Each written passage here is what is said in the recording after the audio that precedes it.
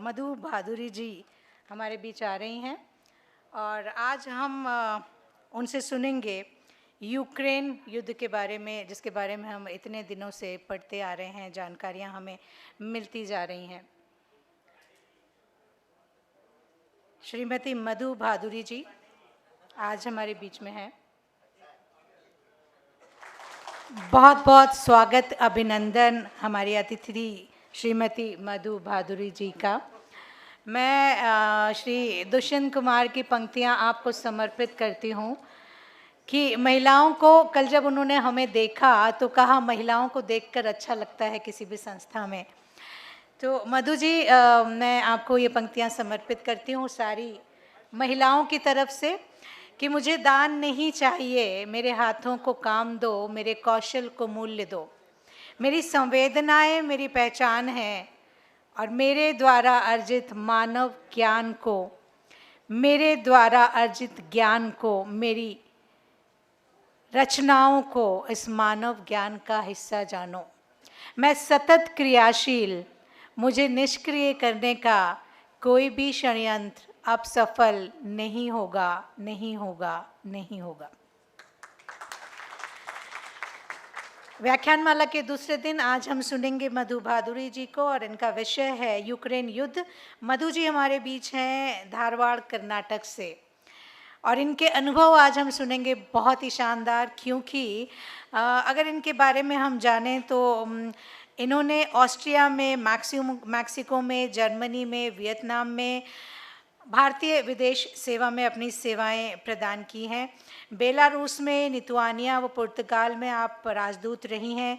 Vienna में जब ये पदस्थ रहीं तब आपने अंतर्राष्ट्रीय एटॉमिक एनर्जी एजेंसी से भी अपनी संबद्धता बनाए रखी। आप दिल्ली विश्वविद्यालय से दर्शन शास्त्र में स्नातकोत्तर हैं और हिंदुस्तानी शास्त्रीय संगीत में गहरी रुचि रखती हैं और आज भी धारवाड़ में, जो कि शास्त्रीय संगीत का गढ़ माना जाता है और जहाँ से बहुत सारे घराने संगीत के निकलते हैं, वहाँ पे आज भी मधु जी अपना रियाज ज़रूर करती हैं। मैं आमंत्रित करूंगी आज हमारी अतिथि के स्वागत के लिए हमारे साथी राजेंद्र जैन जी को, अभ्यास मंडल के हमारे साथी राजेंद्र जैन जी को, कि वे आएँ और हमारी अतिथि मधु जी का स्वागत करें। मैं आमंत्रित करूंगी रवि गुप्ता जी को कि वे आएँ और हमारी अतिथि का स्वागत करें, और इसी के साथ मैं आमंत्रित करूंगी हमारे भाई मुरली खंडेलवाल जी को कि वे भी आएँ और हमारे अतिथि का स्वागत करें।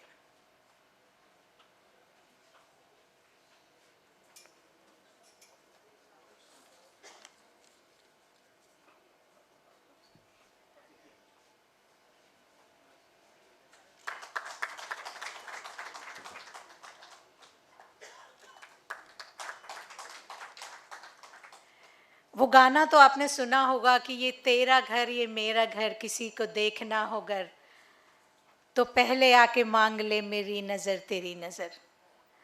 आज हम दुनिया के बारे में बात करने जा रहे हैं, यूक्रेन के बारे में बात करने जा रहे हैं, तो हमारे पास एक सही नज़र है जो इस दुनिया को एक अलग नज़रिए से देख चुकी है। तो हम जो देखेंगे, जो समझेंगे, जो जानेंगे, वो बहुत ही ऐसा होगा जो शायद हमने पहले कभी नहीं जाना होगा। इतने सालों का आपका एक्सपीरियंस और उसे आप यूक्रेन युद्ध के संदर्भ में किस तरह देखती हैं या यूक्रेन युद्ध को किस तरह से देखती हैं। मैं, जैसा कि हमारा नियम है कि हम आपसे ज़्यादा बात करने के बजाय अतिथियों को आपसे बात करवाना ज़्यादा पसंद करते हैं। मैं सादर सम्मान के साथ आमंत्रित करती हूँ हमारी आज की अतिथि आदरणीय मधु भादुरी जी को, जो धारवाड़ कर्नाटक से हमारे बीच हैं। और पता चले कि एक पारखी नज़र हमारे बीच में है तो अभ्यास मंडल का पारखी श्रोता वर्ग यदि शानदार तालियों से इन्हें मंच पर बुला ले। धन्यवाद। ऐसा अभिनंदन कहाँ मिलता है। यही नहीं, मैं तो इंदौर से इतनी प्रभावित हूँ कि आपको पहले बताना चाहती हूँ कि मेरी भावना क्या है। देखिए, मेरे लिए इंदौर बहुत बड़ी जगह थी, क्योंकि हिंदुस्तानी शास्त्रीय संगीत के अव्वल जो कि गायक थे आमिर खान, ये उनकी धरती है। तो आमिर खान मेरे लिए, मेरी ज़िंदगी में बहुत बड़ा स्थान है उनका। तो जब मैं आ रही थी तो मैंने सोचा कि क्या उनकी कोई इमारत होगी, मगर उन्होंने जो छोड़ा है वो संगीत छोड़ा है और वो सबके लिए है। तो ये तो एक इंदौर की बहुत खासियत है। दूसरी खासियत, हमने देखा कि ये शहर कितना स्वच्छ है।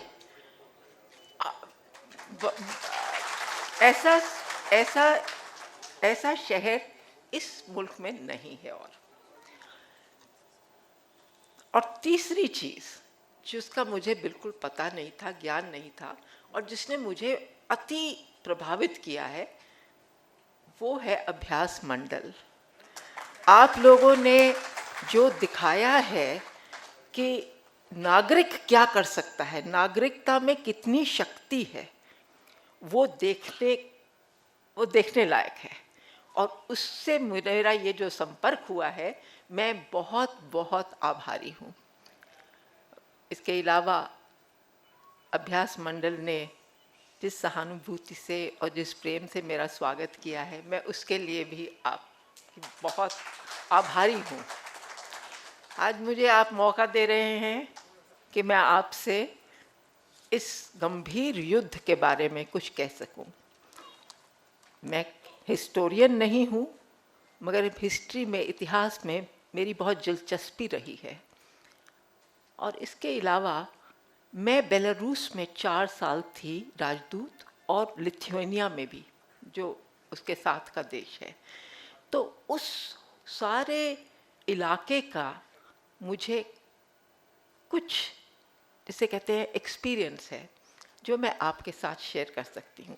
और जहाँ युद्ध का मामला है, मैं बहुत कम उम्र में फर्स्ट सेक्रेटरी अपॉइंट हुई थी वियतनाम में, 1975, जिस साल अमेरिका परास्त हुआ वियतनाम से और वहाँ से भागा।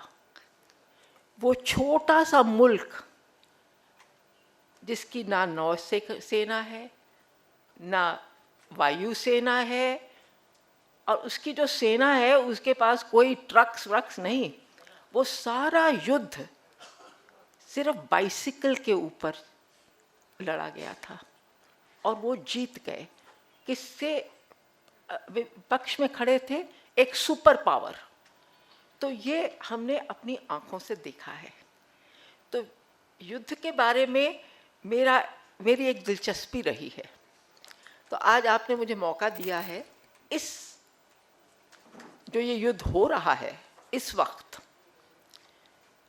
यूक्रेन में, जो बेलारूस जहाँ मैं थी उसका पड़ोसी देश है। एक तरफ बेलारूस है, एक तरफ रशिया है, और एक तरफ यूक्रेन है। तो वहाँ का मेरा अनुभव मैं आपसे शेयर करती हूँ, और जो इतिहास मैंने उसमें देखा है, और जो अब इतिहास बन रहा है। तो चलिए शुरू करते हैं। ये युद्ध एकदम अकस्मात नहीं हुआ, इसकी तैयारी काफ़ी देर से चल रही है। इसकी तैयारी दो तरफी नहीं, एक तरफ से ज़्यादा चल रही थी। और अब ये घमासान युद्ध हो रहा है, और कितने दिन चलेगा कहना मुश्किल है, मगर एक चीज़ कहनी मुश्किल नहीं है कि जो विश्व का हाल है रहा है गत 30 वर्षों में, जब से सोवियत संघ मिटा, उसके 16 हिस्से हो गए, यानी कि एक सुपर पावर सोवियत यूनियन वो एकदम अकस्मात ख़त्म हो गया, और एक राष्ट्र के 16 राष्ट्र बन गए। ये हमने अपनी आंखों से देखा। और उस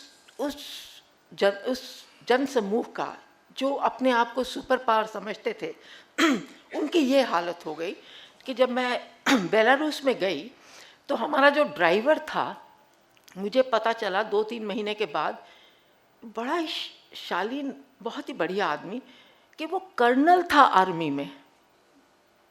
और हमारा जो माली था वो यूक्रेनियन था, लिस्बन में जब मैं पोस्ट हुई, और वो प्रोफेशनल डॉक्टर था। यानी कि सोवियत संघ का तहस नहस कैसे हुआ और वो कितना जलील हुआ, ये हमने वहाँ पर खुद देखा, महसूस किया। तो ये तो है बैकग्राउंड। अब 30 साल हुए, वही सोवियत संघ जब ख़त्म हुआ और उसके इतने भाग हो गए, उसके बाद से सारे ग्लोबल, जो विश्व के पॉइंट्स ऑफ रेफरेंस है, जैसे चलती है दुनिया, वो सारी विश्व का इंजन सिर्फ एक रह गया, वो था अमेरिका। तो वही चालक है, वही गति तय करता है और वही दिशा तय करता है। ऐसा 30 साल से हो रहा है। मगर आज इस युद्ध में एक चीज नजर आती है, और वो है कि ये अब पलट गया है। मुझे जो ये लगता है कि ये जो 30 साल से चल रहा था, अमेरिका दिशा और सब कुछ वही तय करेगा, ये अब पलट गया है। ये पलट क्यों गया है? क्योंकि इस वक्त इस युद्ध में दो पक्ष हैं, एक पक्ष नहीं। और मैं ये क्यों कह रही हूँ? क्योंकि इन 30 वर्षों में कई युद्ध हुए हैं। 2001 में अफगानिस्तान में अमेरिका और नेटो पावर्स ने लड़ाई छेड़ी। मकसद क्या था? मकसद था तालिबान को हराना, तालिबान को ख़त्म करना, समेट देना और लोकतंत्र की स्थापना करना। 20 साल ये युद्ध रहा, किसी ने कुछ नहीं कहा, क्योंकि जो मालिक है वही चला रहे थे, और कैसे चला रहे थे ये भी सबको नज़र आ रहा था, मगर किसी ने आवाज़ नहीं उठाई। उसके बाद 2003 में इराक पर हमला हुआ। और क्यों हमला हुआ? बेवजह। और कहा गया कि वहाँ पर वेपन्स ऑफ मास डिस्ट्रक्शन है। वो एक सरासर झूठ था, सब जानते हैं वो झूठ था, मगर किसी ने आवाज़ नहीं उठाई। रशिया ने भी आवाज़ नहीं उठाई, क्योंकि रशिया आवाज़ उठाने लायक नहीं था उस वक़्त, इसलिए उसने नहीं उठाई। उसके बाद 2011 में लिबिया का तहस नहस कर दिया। वो इराक और लिबिया संपन्न देश थे।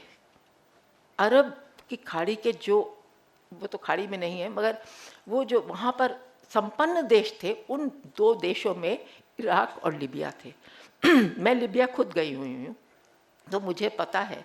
ठीक है, गद्दाफी और सद्दाम हुसैन दोनों तानाशाह थे, मगर तानाशाही को लोकतंत्र में बदलना अमेरिका का काम नहीं है, वो उस देश के लोगों का काम है। मगर उनके ऊपर हमला हुआ, और ज़बरदस्त हमला। लिबिया में तो ऐसा हमला हुआ, वो सारा बाय एयर बॉम्बिंग हुई, नेटो ने की। और जहाज़ किसके थे? डायरेक्शन थी अमेरिका की, जहाज़ थे फ्रांस और ब्रिटेन के। उस देश को तो जैसे उसका चूरा चूरा कर दिया है, मगर किसी ने आवाज़ नहीं उठाई। आज जो हो रहा है, रशिया का जब ये प्रपोजल हुआ कि रशिया के खिलाफ जो नेटो है, अब शायद मुझे नेटो के बारे में ज़रा कुछ आपको बताना चाहिए। आप लोग कितने इससे फेमिलियर हैं मैं नहीं जानती, मगर जब सेकेंड वर्ल्ड वॉर 1945 में ख़त्म हुई, तो उस वक़्त यूरोप के दो भाग हुए। वो इसलिए हुए क्योंकि सोवियत यूनियन भी हिटलर के खिलाफ लड़ रहा था, और लड़ ही नहीं रहा था, उसके 26 मिलियन सोल्जर्स ने जान दी थी सेकेंड वर्ल्ड वॉर में हिटलर को परास्त करने के लिए। यही नहीं, बर्लिन में किसने हिटलर को हराया? वो सोवियत संघ की फौजें थी, वो अमेरिका और ब्रिटेन की फौजें और फ्रांस की नहीं थी। तो इसलिए जब युद्ध समाप्त हुआ, तो बाकायदा यूरोप को बांट दिया गया, ईस्ट यूरोप और वेस्ट यूरोप, यानी और पश्चिमी। जो पूर्वी हिस्सा था ईस्ट यूरोप, वो सोवियत के प्रभाव में रहना था उसको, और जो पश्चिमी था वो अमेरिका और बाकी फ्रांस, ब्रिटेन। इस बंटवारे में दो सैनिक संगठन भी उत्पन्न हुए। जो ईस्ट का था, ईस्ट यूरोप का, उसका नाम था वॉर्सवा पैक्ट, क्योंकि वो वॉर्सवा पोलैंड में उसकी स्थापना हुई थी। और जो वेस्ट में था, उसका नाम NATO, North Atlantic Treaty Organisation, जिसके ऊपर आज लड़ाई चल रही है। क्यों चल रही है? क्योंकि ये तो ठीक है, वर्षों वर्षों तक ये दोनों एक पक्ष और विपक्ष, ये दोनों संस्थाएं रहीं, वार्सो पैक्ट और नेटो। मगर जब सोवियत संघ ही सिमट गया, खत्म हो गया, तो वार्सो पैक्ट को भी उन्होंने समेट दिया। और अमेरिका ने उस वक़्त कहा कि हम नेटो को भी समेट देंगे, मगर किया नहीं, ये हुआ नहीं। आज भी जो उस वक़्त अमेरिकन एम्बेसडर थे मॉस्को में, वो कहते हैं कि हमने कहा था कि हम नेटो को ख़त्म कर देंगे, मगर फिर उनके विचार बदल गए, अमेरिका के विचार बदल गए, और उसने नेटो को क्या किया कि जैसे ही सोवियत संघ खत्म हुआ, वार्सो पैक्ट खत्म हो गया, तो इन्होंने नेटो के उस वक़्त 15 सदस्य थे, उसको धीरे धीरे बढ़ाना शुरू किया। आज वो 30 हैं। इस बीच में नेटो 15 से 30 हो गया। और सदस्यता का मतलब क्या है? नेटो की सदस्यता, उसका मतलब है कि जो देश नेटो का सदस्य है, उस देश के ऊपर, उस देश की धरती पर मिसाइल्स, टैंक्स, तोपें सब स्थापित की जाएंगी। और निशाना कौन होगा? रशिया। अब बताइए, रशिया ये सब देख रहा है, मगर वो उस वक़्त इतना गिर गया था कि वो उसकी हिम्मत नहीं हुई कुछ करने की। सन 2000 में, मैं तब बेलारूस में थी, जब व्लादिमीर पुतिन ने राष्ट्रपति का पद ग्रहण किया मॉस्को में, उसके बाद उन्होंने नेटो से कहा कि देखिए, नेटो की जो सदस्य हैं उनके अपने डिफेंस सिस्टम नहीं है, तो अब यूरोप का सबसे बड़ा जो देश है वो रशिया है, तो रशिया को तो नेटो में आ जाना चाहिए, उसको हमको उसका सदस्य बना दीजिए। ये चौंक गए और उन्होंने कहा नहीं। अब ये बात बहुत कम लोगों को पता है कि ये बिल्कुल लॉजिकल था कि अगर सारे ही यूरोप के देश नेटो में हैं, तो फिर तो रशिया यूरोप का सबसे बड़ा देश है और यूक्रेन सेकंड बिगेस्ट, तो फिर तो सभी आ जाए नेटो में। मगर ये नहीं हुआ। इस बीच एक और चीज़ हो गई। पुतिन जब आए, तो पुतिन के आने के साथ साथ रशिया की आर्थिक अवस्था बेहतर होनी शुरू हो गई। वो इसलिए कि उस देश में ऑयल, पेट्रोलियम यानी, और गैस के तमाम भंडार पाए गए। और यूरोप की ही सबसे आर्थिक जो बेस्ट, जिसे कहते हैं कंट्री, जर्मनी, उसने कहा कि मैं इन्वेस्ट करूंगा। तो जर्मनी ने अपना पैसा मैक्सिमम इन्वेस्ट किया रशिया के अंदर, ये पेट्रोलियम और गैस निकालने के लिए। और देखते देखते रशिया की आर्थिक अवस्था बहुत अच्छी हो गई। 2011-12 तक रशिया वापस अपने पैरों पे खूब कुछ खड़ा हो गया। तो अब 2008 की बात है कि जब नेटो की बहुत एक बड़ी मीटिंग हुई बुकारेस्ट में, रोमानिया में, तो अमेरिका ने एक प्रस्ताव रखा कि यूक्रेन को हम नेटो का सदस्य बनाने लगे हैं।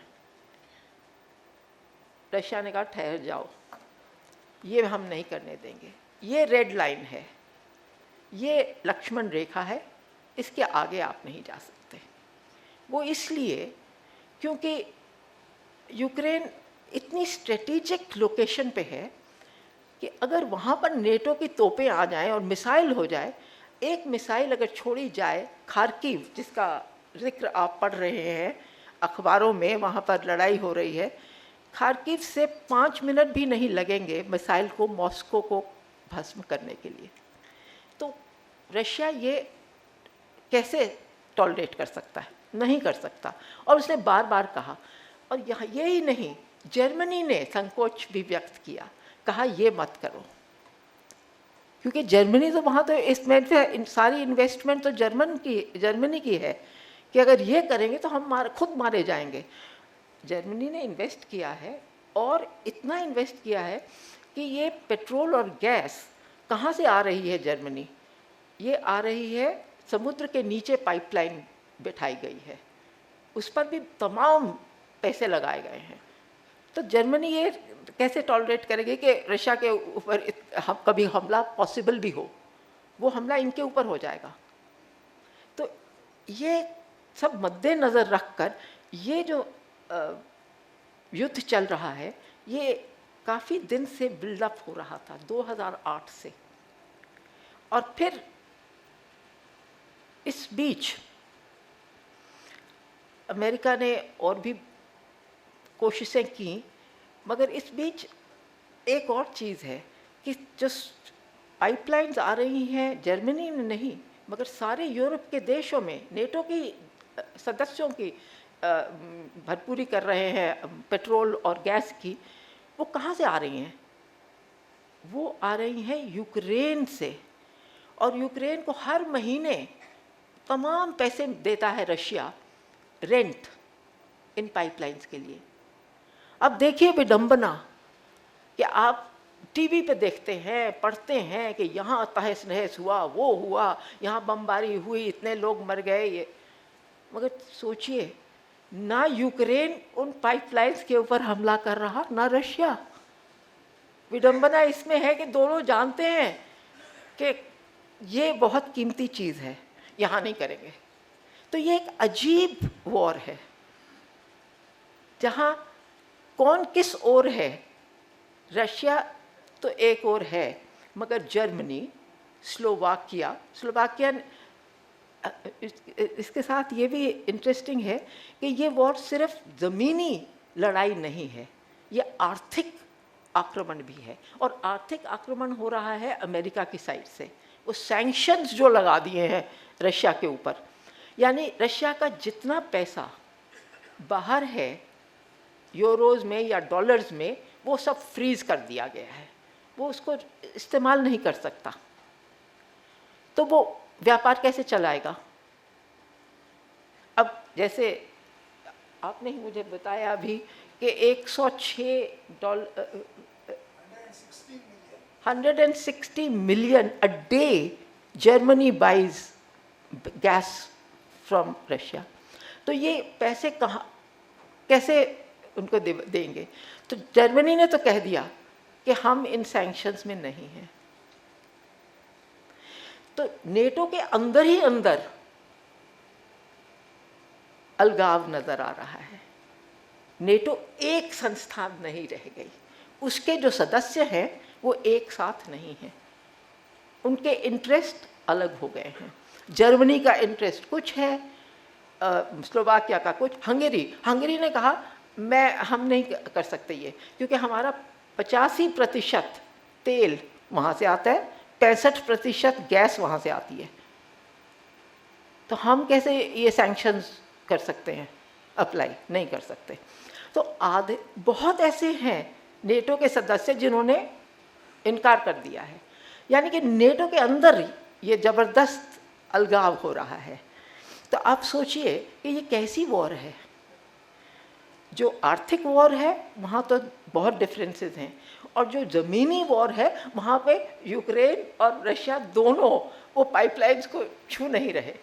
तो ये बड़ी विडंबना है इसमें। मगर जो चीज़ इंटरेस्टिंग है इसके अलावा कि दुनिया पलट रही है। पलट इस तरीके से रही है कि इस सारे हमले में चीन कहाँ है? चीन अमेरिका का राइवल है अब इकोनॉमिकली। सुपर पावर स्टेटस उसका नहीं है, क्योंकि उसके पास वो वेपन्स नहीं हैं जो सुपर पावर के पास होने चाहिए। तो वो आर्थिक तौर से तो बहुत आगे बढ़ गया है, मगर वो अभी सुपर पावर की स्टेटस नहीं है उसकी, मगर है तो वो ज़बरदस्त और उसके पॉसिबिलिटीज़ भी बहुत हैं। तो जब चीन ने अपना पूरा समर्थन रशिया को दे दिया तो आप समझ ही सकते हैं इसका क्या मतलब है। इसका मतलब कि वाकई ही दो पलड़े हैं इस स्केल के, इस तोलने के। एक ओर चीन और रशिया, दूसरी ओर अमेरिका और पश्चिम यूरोप। और पश्चिम यूरोप अपनी पूरी जिसे कहते हैं कंसेंट से नहीं है वहाँ। अब भारत एक बड़ा देश है, तो सवाल उठता है भारत कौन सी तरफ जाएगा, इस ओर के उस ओर। तो भारत तो इस गेम में माहिर है, क्योंकि बरसों तक उसने नॉन अलाइनमेंट चलाई है। उसे पता है कि किसी पक्ष का भी साइड लेना ठीक नहीं है। अपनी ज़िंदगी अगर बितानी है चैन से तो उसके बाहर रहो। तो उसने वही चाल चली है, और वो ये बहुत सोच समझ के। और मैं सोचती हूँ कि क्यों अमेरिका और थोड़ा घबरा गया, शेकी हो गया है। ये शब्द अमेरिकन प्रेसिडेंट ने ही इस्तेमाल किया भारत के लिए कि इट हैज़ बीन शेकन। क्यों? क्योंकि भारत ने मना कर दिया रशिया की आलोचना करना, कि रशिया ने आक्रमण किया है और ये अनैतिक है, ये इंटरनेशनल लॉज के खिलाफ है वगैरह वगैरह। उसने कहा हम आलोचना नहीं करेंगे, हम चाहते हैं कि विश्व में शांति हो, और शांति के लिए समझौता ज़रूरी है।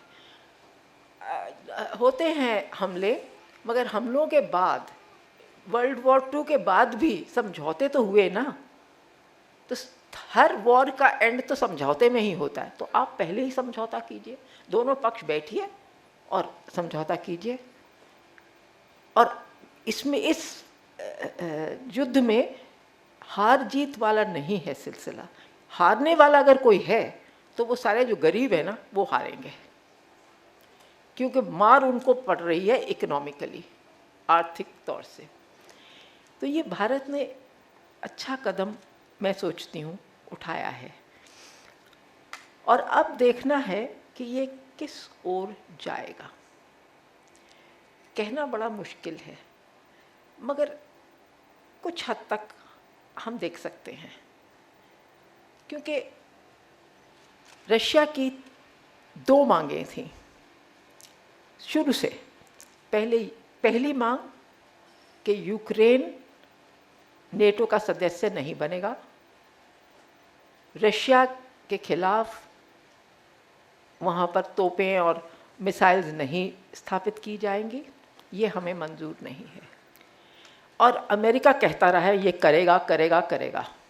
और उन्होंने, और जो यूक्रेन के प्रेसिडेंट हैं ज़ेलेंस्की, वो भी उसी मत के थे। तो और ये बात अभी हाल में क्यों बढ़ गई? क्योंकि अमेरिका 20 साल के युद्ध के बाद अफ़गानिस्तान में जो उसने किया था, वो हार के बाहर आ गया है। तो कुछ तो उसको कवर चाहिए कि भाई आप सबसे बड़े सुपर पावर हैं और तालिबान ने आपको हरा दिया। तो बाइडेन जैसे ही अफ़गानिस्तान से छुटकारा पाया, उसके बाद वो यूक्रेन पर अड़ गए कि इसको तो नेटो का सदस्य बनाना है, ये हमारी जीत होगी। तो ये उनकी एक साइकोलॉजिकल, जिसे कहते हैं ना, नेसेसिटी थी, ज़रूरी नहीं था बिल्कुल। तो अब दूसरी जो चीज़ है, जो रशिया ने शुरू से कहा है कि यूक्रेन में बहुत रशियन भाषी लोग हैं, और प्रेसिडेंट ज़ेलेंस्की के आने के बाद रशियन भाषा को पब्लिक से निकाल दिया गया पढ़ाने में, और पब्लिक जहाँ पर वार्तालाप होता है, लिखाई पढ़ाई होती है, वहाँ से रशियन को गायब कर दिया। देखिए, यूक्रेन और रशिया बहुत एक साथ जुड़े हुए हैं। यूक्रेन कभी इतिहास में देश नहीं था, सॉवरेन देश नहीं था। ये पहली बार हुआ जब सोवियत यूनियन बिखर गया कि वो एक देश के रूप में हाजिर हुआ, वैसे कभी नहीं था। और वहाँ पर हर परिवार में एक जन रशियन, एक यूक्रेनियन ऐसा रहा है। तो ये बंटवारा करना ये बहुत डेंजरस चीज़ है। और ये बंटवारा करके इन्होंने पुतिन के हाथ में कुछ दे दिया। पुतिन ने कहा कि जो रशियन इलाके हैं वो ईस्ट में है, साउथ ईस्ट में है, वो हम यूक्रेन में नहीं शामिल होने देंगे। और ये जो हिस्से हैं ना, ये स्ट्रेटेजिकली बहुत इम्पोर्टेंट है, क्योंकि ये ब्लैक सी के पास हैं और ब्लैक सी यूक्रेन से कट जाएगा। तो ये दूसरी चीज़ शर्त थी है रशिया की, कि पहली तो कि नेटो का सदस्य नहीं बनने देंगे, और दूसरी कि ये जो इलाके हैं ये स्वतंत्र होंगे। लड़ाई से पहले ही 2-4 दिन पहले ही इनकी स्वतंत्रता उन्होंने अनाउंस कर दी। तो ये और इस वक्त जो लड़ाई हो रही है वो इस ईस्ट भाग में और साउथ भाग में हो रही है, जहाँ मरने वाले ज़्यादा रशियन हैं। ये भी देखिए विडंबना, जिनको आप बचाना चाहते हैं मर वही रहे हैं। तो राजनीति में और युद्धों में ये विडंबनाएं बहुत नज़र आती हैं। तो ये चीज़ें जब तक मंजूर नहीं होंगी, रशिया ने एक चीज़ और की है, और वो है कि व्लादिमीर पुतिन ने कुछ दिन हुए ऐलान किया कि अगर रशिया पर बहुत ज़्यादा दबाव डाला जाएगा तो वो परमाणु हथियार ले लेंगे, उठा लेंगे। अब वो भी यूरोप में, अगर वो कहीं ईस्ट में होता या कहीं अरब देश में होता या कहीं अमेरिका, साउथ अमेरिका में होता, तो कोई किसी को कोई तकलीफ ना होती। मगर ये तो यूरोप में है, ठीक, जो कि सबसे डेवलप्ड वर्ल्ड है, उनके लोगों को कह रहे हैं कि आप मान जाइए, बहुत हो गया, और अगर बहुत हमारे पास दबाव डालेंगे तो फिर हम न्यूक्लियर हथियार उठा लेंगे। अब बताइए, इसका मतलब क्या है कि रशिया किसी हालत में हार मानने को तैयार नहीं है। उसके ऊपर यूरोप के देश एक साथ नहीं हैं नेटो में, वो अमेरिका के जो इकोनॉमिक हमला है उससे दूर रहना चाहते हैं। तो कहाँ जा रही है ये? लगता तो कुछ ऐसे है कि रशिया की शर्तें माननी ही होंगी। तो इसमें फ़ायदा किसका हो रहा है? और अमेरिका इतना एक्साइटेड क्यों है? तो मुझे मैं एक अपना एक्सपीरियंस आपसे साझा करना चाहती हूँ कि जब मैं वियतनाम में थी तो अमेरिका जो हथियार छोड़ के गया था वियतनाम में, वो भागा था। ऐसे नहीं गया जैसे अफ़गानिस्तान से गया है। वो रातों रात अपना सब सामान, सारे हथियार का मतलब फाइटर जेट्स, जहाँ से जो बॉम्ब गिराते थे, उनकी कतारें छोड़ के गया था। वो मैंने अपने आँखों से देखी। तो ये सब देख के हमारे मैं उस वक़्त फर्स्ट सेक्रेटरी थी, और हमारे जो एम्बेसडर थे मिस्टर गारे खान, उन्होंने एक मीटिंग में वियतनामीज़ फॉरेन मिनिस्टर से एक सवाल पूछा, छोटा सा सवाल था। उन्होंने कहा, देखिए मिनिस्टर साहब, आपके जो पड़ोसी देश है ना, थाईलैंड, मलेशिया, फिलीपींस, इंडोनेशिया, वो डरे हुए हैं, और ये वाकई ये सच है। उनको ये डर है कि जो इतने हथियार अमेरिका छोड़ गया है, इनका आप क्या करेंगे? आप अपनी क्रांति इन इन देशों में एक्सपोर्ट करेंगे। तो ग्वेन को थाइक उनका नाम था, जो फॉरेन मिनिस्टर थे, वो हंसे, कहने लगे, अम्बेसडर साहब, आप अपने मित्रों को और हमारे पड़ोसियों को एक चीज़ सिर्फ कहिए। कहने लगे, देखिए, अगर जंग हथियारों से लड़े जाते, कीमती हथियारों से, तो अमेरिका परास्त ना होता। बिल्कुल सही कहा। पिछले साल 2021 में जब अमेरिका के फोर्सेस अफ़गानिस्तान से जा रहे थे, तो मुझे ग्वेन को थाइक के वो शब्द याद आए, 20 साल में अमेरिका ना इतने हथियार, तमाम हथियार, उनसे ना वो तालिबान को हरा सके, ना लोकतंत्र को वहाँ पे स्थापित कर सके। ये भी सच है। तो वर्ल्ड में जो वॉर्स होती हैं, जो हमले होते हैं, उनका क्या तात्पर्य होता है और उनको किस नज़रिए से देखना चाहिए, ये अपने में एक चीज़ है।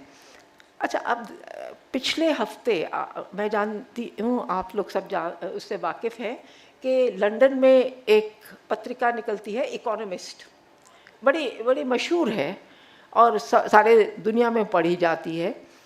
तो पिछले हफ्ते पहली मई को उनका संपादकीय मैंने पढ़ा। उसमें लिखा था, उनके संपादक ने एक बड़ा लेख इसी वॉर के ऊपर, और कहा कि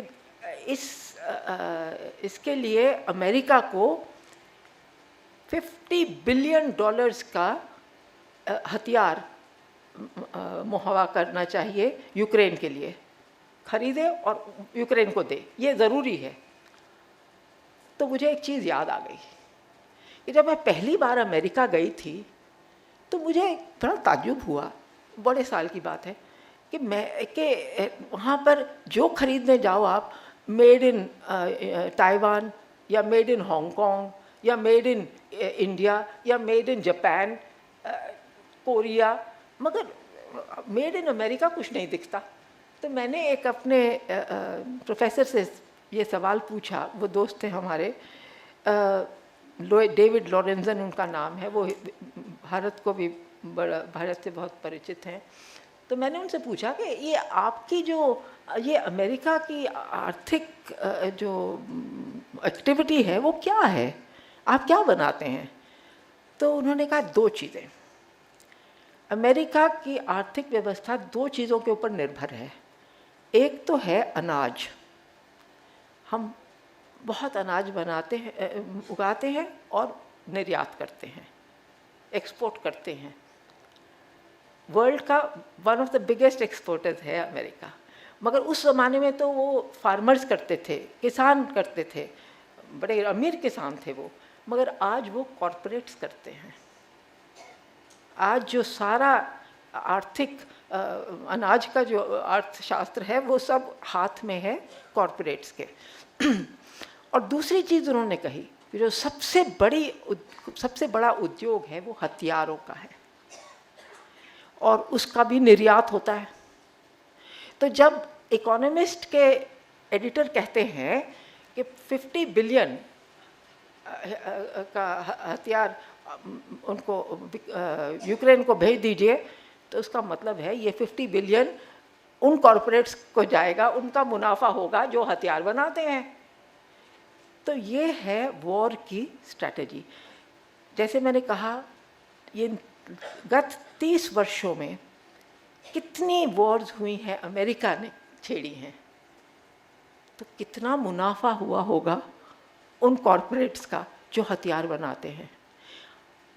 यमन में 8 साल से बमबाजी हो रही है, 8 साल से। उस बेचारे देश का चूरा चूरा हो गया है। कर तो रहा है सऊदी अरब, मगर हथियार सब आते हैं अमेरिका से।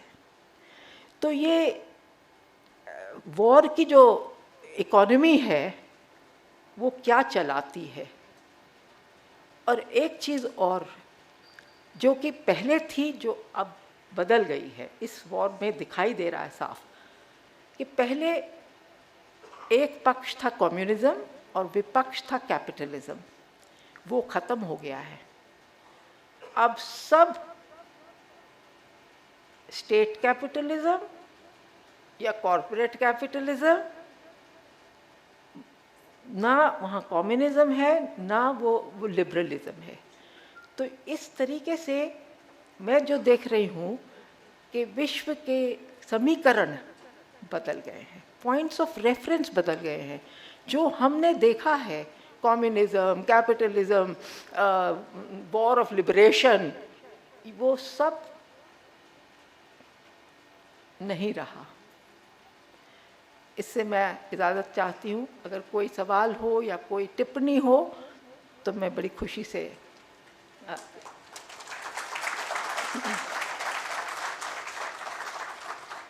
आपसे भी अपने सवाल लिख के दे दें, स्लिप्स दे दीजिए प्लीज। देखिए, मैंने कहा था ना कि नज़र यदि सही होगी तो सही जानकारियाँ मिलेंगी। तो एक पारखी नज़र थी हमारे पास जिन्होंने विश्व को देखा है।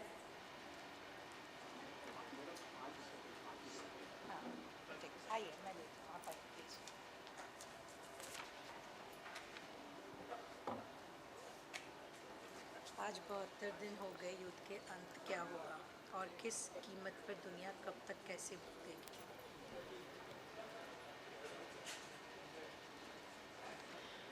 आप सही कह रहे हैं। 10 हफ्ते हो गए हैं आज। और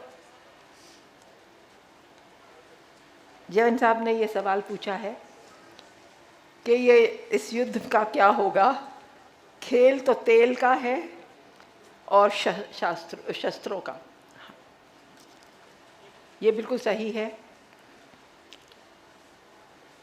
मैं तो ये कहूँगी कि इन 10 हफ्तों में हमने देखा है कि कैसे विश्व के समीकरण बदल गए हैं, बिल्कुल बदल रहे हैं।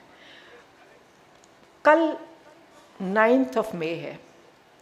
ये सोवियत यूनियन और आज रशिया, इसके लिए एक बहुत बड़ा दिन है, क्योंकि ये दिन है 9 मई 1945, जब हिटलर को परास्त किया था सोवियत की सेना ने। तो यहाँ पर मॉस्को में एक बहुत बड़ा जश्न मनाया जाता है। उसमें वाकई सारे रशियन भाग लेते हैं। तो शायद प्रेसिडेंट पुतिन ने ये सोचा होगा कि 9 मई तक ये ख़त्म हो जाएगा और हम एक और सेलिब्रेशन, ये डबल सेलिब्रेशन हो जाएगी। अब ये होता है कि नहीं, लगता तो नहीं है 9 मई में होगा, मगर मुझे लगता है कि ये बहुत देर नहीं लगेगी। अब हो सकता है मैं गलत हूँ जैन साहब, मगर मैम उम्मीद सबकी यही है कि अब देर न लगे और हो जाए। हमारी भी यही उम्मीद है।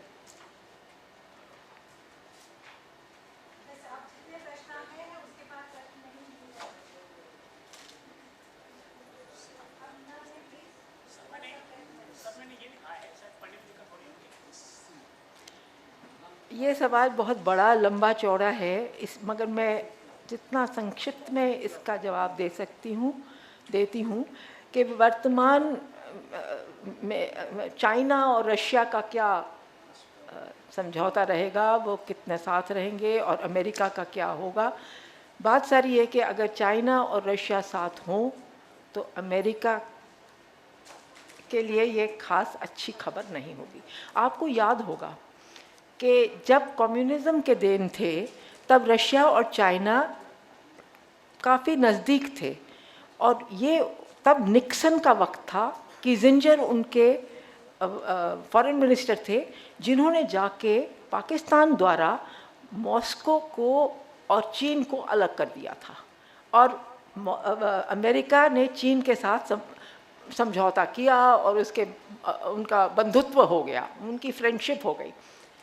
तो अब ये नहीं नज़र आता, क्योंकि अब चाइना राइवल है अमेरिका का। रशिया उतना पावरफुल नहीं है, मगर अगर दोनों साथ आ जाएं तो वो सुपर पावर से भी ऊंचे हो जाएंगे। और अगर ये लड़ाई नेटो हार जाए तो वो और भी बुलंद होंगे।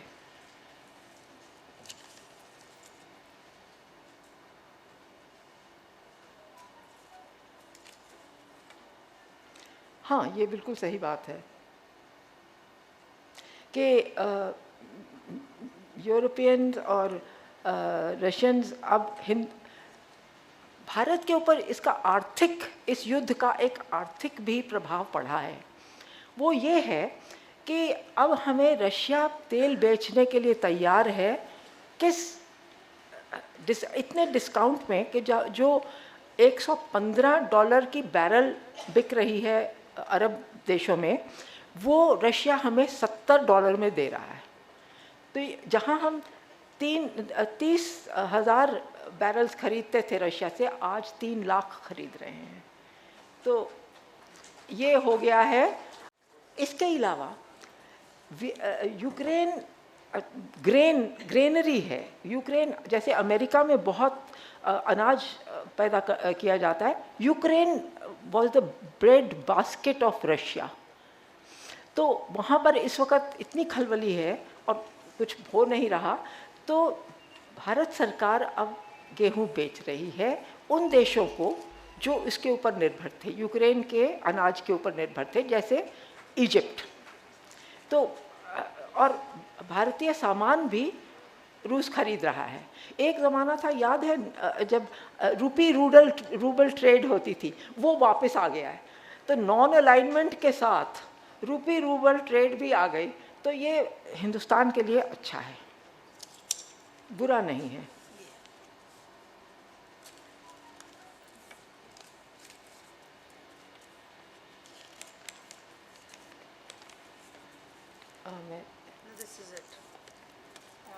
आपने एक नया नज़रिया दिया है, पर मीडिया इसे पूरी तरह पुतिन को जिम्मेदार बताता है, ऐसा क्यों?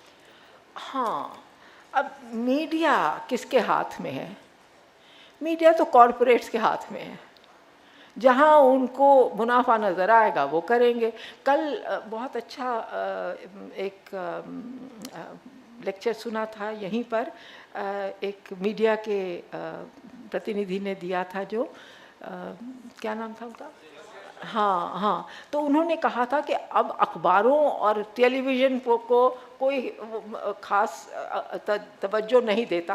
वो क्यों नहीं देता? क्योंकि ये लोग सब कॉरपोरेट्स के हाथ में हैं और कॉरपोरेट सरकार के साथ हैं। तो इसलिए अगर मीडिया कहे कि पुतिन ने गलत किया है, तो इसका ये मतलब नहीं कि पुतिन ने गलत किया। जिस वक्त वियतनाम का युद्ध चल रहा था, तो सारी दुनिया अमेरिका के साथ थी, सिवाय कम्युनिस्ट कंट्रीज़ के। मगर इंदिरा गांधी में इतनी हिम्मत थी कि उन्होंने चेतावनी दी, चाहे उस वक़्त हमको PL 480 से अनाज मिलता था फ्री अमेरिका से, मगर तब भी उनकी हिम्मत हुई। उन्होंने कहा, ये बमबाजी बंद करो, तुम तो उस देश को बिल्कुल नष्ट कर रहे हो। क्योंकि वहाँ तो केमिकल वॉरफेयर था, एजेंट ऑरेंज गिरा रहा था अमेरिका। तो ऐसा एक ही देश था ऐसा जिसने कहा। तो जब मैं गई वियतनाम, तो वियतनामीज इतने खुश हुए, क्योंकि उन्होंने कहा कि इंडिया एक ही है ऐसा मुल्क जिसने हमें सहारा दिया, जिसने हमारी कुछ कहा। और ये सही बात है। तो मीडिया की आपने देख ही लिया है, कितने हम में से कितने लोग अब उस एंथुजियाज्म से पढ़ते हैं अखबारें और टीवी देखते हैं। हाँ, सुनील जी ने ये बहुत अच्छा कहा कि यूनाइटेड नेशंस की सिक्योरिटी काउंसिल ने क्या किया इस युद्ध में। बहुत बतियाए, बातें की, इतनी बातें की कि हम सब बोर हो गए, और कुछ नहीं किया। क्योंकि जहाँ से पैसा आता है वो भी वहीं जाते हैं, और पैसा देने वाला अमेरिका है। तो वो उनका रवैया तो वहीं ये सारी चीज़, कुछ तेल का खेल, कुछ पैसे का खेल, कुछ कॉरपोरेट खेल, इसमें बदल गया है। मगर दुनिया ज़रूर बदली है, ना कम्युनिज्म है ना कैपिटलिज्म है, अब कॉरपोरेटिज्म है, ये हो गया है बाकी।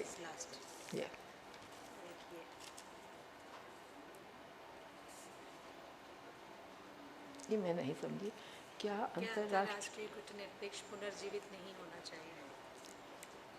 अंतर्राष्ट्रीय मतलब नॉन अलाइनमेंट। मैं तो सोचती हूँ कि सिर्फ भारत ही नहीं मगर और भी देश अब ना इधर के होंगे ना उधर के, जहाँ अपनी शांति है, जहाँ अपना व्यापार, जहाँ अपनी आर्थिक अवस्था बेहतर होगी, वहीं जाएंगे, और होना भी यही चाहिए। तो मुझे तो लगता है ये बिल्कुल सही है, ये होगा, ऐसा ही धीरे धीरे होगा, मगर होगा। भारत ने पहल की है। थैंक यू, बहुत बहुत शुक्रिया, और आपका बहुत शुक्रिया, इतनी अच्छा स्वागत आपने किया मेरा। Thank you. आप इस लायक हैं।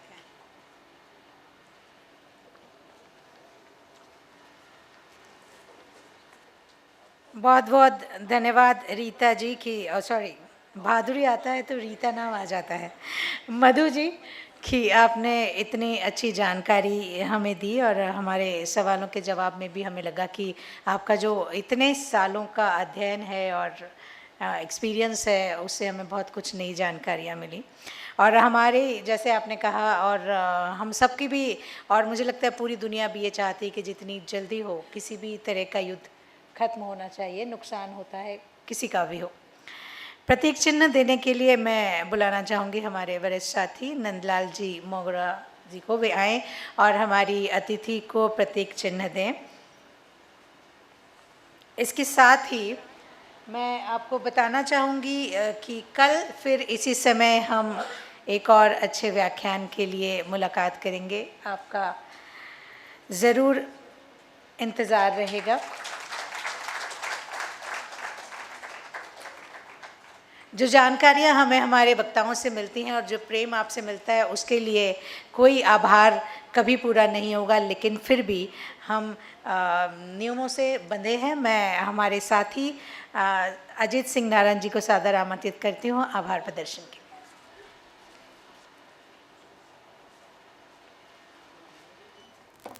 मित्रों, आज हमें यूक्रेन युद्ध की जो जानकारी मिली है और जो हम पिछले कई महीनों से टीवी पर दिन रात यूक्रेन का विध्वंस नहीं देख रहे हैं, बल्कि संपूर्ण मानव और मानवता का विध्वंस देख रहे हैं। सृष्टि बने हुए इतने वर्ष हो गए, लेकिन फिर भी हम इस सृष्टि को न समझ सके हैं और न समझने की कोशिश कर रहे हैं, चाहे हम जितने एडवांस हो गए हो, जितने पढ़ लिख गए हो, लेकिन अभी भी वह कबीले बने हुए हैं जो अपने हितों के लिए हम ईश्वर की बनाई हुई सृष्टि को विध्वंस करना चाहते हैं। हद हो गई। एक 4 करोड़ 35 लाख का देश है, उसके सामने 14 करोड़ 60 लाख का देश है, युद्ध हो रहा है और इतना विध्वंस हो रहा है कि वहां पर बच्चे, लेडीज, जेंट्स सारे के सारे जो है तल घर में, रेलवे स्टेशनों में बैठकर दिन रात भूखे लेकर, प्यासे लेकर के जीवन व्यतीत कर रहे हैं। और जो वहां पर लाशें बिछ रही है, उसके लिए वहां पर बड़े बड़े जो बुलडोजर चलाए जा रहे हैं, जमीन पे गाड़े जा रहे हैं, और अब वह भी नहीं दिखे इसलिए जलाए भी जा रहे हैं, जो कि वहां की संस्कृति के खिलाफ है। तो कहने का तात्पर्य यह है कि युद्ध मानवता के खिलाफ है, इसका अंत होना चाहिए। युद्ध से किसी की जीत नहीं होती। 4-6 लाइनों में मैं आपको यह बताना चाहता हूं, आभार प्रदर्शन करने के पहले, कि इतिहास की किताबों से पोंछ देना चाहता हूं जीत की गाथाएं, हार की बेचैनियां। इतिहास की किताबों से पोंछ देना चाहता हूं जीत की गाथाएं, हार की बेचैनियां। ध्वस्त कर देना चाहता हूं किले महलों में टंगे जंग के प्रतीक चिन्ह। ध्वस्त कर देना चाहता हूं किले महलों में टंगे जंग के प्रतीक चिन्ह। संग्रहालयों में रखे हथियार की जगह रख देना चाहता हूं दुनिया भर के प्रेम पत्र, क्योंकि ईश्वरीय कहता है, हमारी मानवता यह कहती है कि हम जंग नहीं चाहते, जीना चाहते हैं। हम विनाश नहीं सृजन चाहते हैं। हम युद्ध नहीं बुद्ध चाहते हैं। यह युद्ध सचमुच में जिसका आपने वर्णन किया है, यह तेल के लिए हो, हथियारों के लिए हो या अन्य किसी अपने स्वार्थ के लिए हो, लेकिन आपके हमारे संपूर्ण दुनिया के 790 करोड़ लोगों के हित के खिलाफ है और उस ईश्वर के भी खिलाफ है जो ये युद्ध लड़ा जा रहा है। कहां है दुनिया, कहां है यूएनओ, कहां है 790 करोड़ लोग जो इन 4.5 करोड़ लोगों की तकलीफ को समझे, उनके दुखों को समझे और उनके लिए क्या दबाव नहीं बनाया जा सकता कि युद्ध रोका जाए और आपस में बैठ कर फैसला हो जो कल होना है तो वह लाखों लोगों को मार करके हो। इस पर विचार करने के लिए दुनिया अपने अपने हितों के लिए, अपने अपने स्वार्थ के लिए आगे नहीं आ रही है। यह दुर्भाग्य है। हम यही कहेंगे, न जाने मानवता को क्या हो गया है जो वह युद्ध रोक नहीं पा रहे। आपने जिसने वर्णन किया, सचमुच में ही अभ्यास मंडल जो कि इंदौर प्रदेश की ही नहीं बल्कि देश में एक जानी मानी संस्था है, उसके व्याख्यानमाला के इतिहास में जो स्वर्णिम प्रश्न लिखे हैं, आज आपने एक और स्वर्णिम प्रश्न लिख दिया है और उसके लिए मैं नहीं, अभ्यास मंडल नहीं बल्कि सारा इंदौर जो आपके रूप में, प्रतीक के रूप में उपस्थित है, सब कर्तव्य ध्वनि से आपका आभार है। मित्रों, इस व्याख्यानमाला में हमें जो मीडिया का बहुत अधिक जो है प्रचार प्रसार मिलता है, उनका योगदान रहता है, वह चाहे कोई भी अभ्यास मंडल ने, चाहे स्वच्छ इंदौर, स्वस्थ इंदौर का अभियान चलाया हो, चाहे छुट्टियां कम करने का अभियान चलाया हो या अभी मास्टर प्लान का अभियान चल रहा है, सब जगह मीडिया जो है हमारे साथ जुड़ा हुआ है, अभ्यास मंडल के साथ जुड़ा हुआ है और जन जन को जागृत कर रहा है। और इसी कारण, इस मीडिया के कारण, इस देश के, इस इंदौर के नागरिकों के कारण, इस संस्था के कारण स्वच्छ इंदौर के नाम में, पर यहाँ या वाटर प्लस के नाम पे, उसमें सारे में अभ्यास मंडल उस इंदौर में जो है अपनी छवि बनाई हुई है। आपने हमारा आग्रह मंजूर किया, कल सुबह 5 बजे आप चले धारवा से और अनेक जगह हवाई जहाज बदल के दोपहर को 4 बजे कल इंदौर एयरपोर्ट पर पहुंचे और इतनी बड़ी पोस्ट पर रहे, इतनी जगह राजदूत रहे, इतने देशों की आपने जो हमें यहाँ पर जो है व्याख्यान में बातें बताई, सचमुच में वह बहुत ही उपयोगी और हमारे लिए जानकारी देने वाली थी। आप ये आए, आपका आभार, मीडिया का आभार, यहाँ पर जाल ट्रस्ट के प्रबंधन का आभार और अंत में मैं आप सबका आभार प्रकट करता हूँ। अंत में कर रहा हूँ क्योंकि आपने देखा होगा पहले फिल्म में हीरो आता है या आखिरी में डायरेक्टर आता है। सचमुच में अभ्यास मंडल अगर है तो आप है, हम सब तो आपके कार्यकर्ता हैं, इसलिए आप सभी का आभार। इसी तरह आने वाले अगले कार्यक्रमों की आप आते रहे और ये जो 2 साल के बाद व्याख्यानमाला शुरू हुई है और इतनी शादियां, जैसे सर लगता है 2 साल लोग शादियां में इस साल कसर निकाल रहे हैं और संडे के दिन आज 2 शादियां, फिर भी इतनी बड़ी उपस्थिति है। यह सचमुच में आपका देश के प्रति, राष्ट्र के प्रति, इंदौर के प्रति, अभ्यास मंडल के प्रति प्रेम है जो यहाँ पर आपको खींच के ले जाता है। पुनः आप सबका आभार और इसी तरह आपका आशीर्वाद सब अभ्यास मंडल को मिलता रहे। इन्हीं शब्दों के साथ पुनः धन्यवाद, धन्यवाद, धन्यवाद। कल मुलाकात होगी कमल शर्मा जी से जो कि उद्घोषक हैं और उनका निर्माता भी है। उनका विषय बड़ा अच्छा है, आवाज और अंदाज। तो कल समय पर उपस्थित रहिएगा। इसी के साथ आप सभी राष्ट्रगान के लिए सादर आमंत्रित।